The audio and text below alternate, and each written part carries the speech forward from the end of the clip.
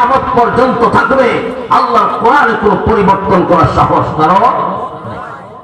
হেফাজত করবেন কে?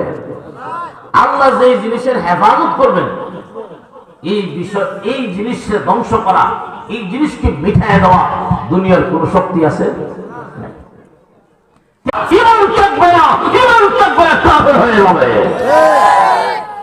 মুহাম্মদুর রাসূলুল্লাহর ব্যাপারে আকীদা কেমন থাকতে হবে?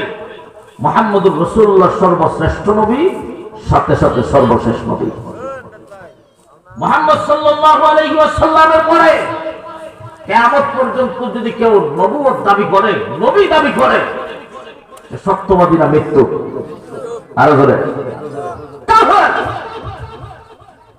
ভাই, এই শিক্ষা তো আপনি আমাকে ইসলাম দেন, এই শিক্ষা তো আপনি আমাকে মাদ্রাসা দেন, এই শিক্ষা তো আজকের মতো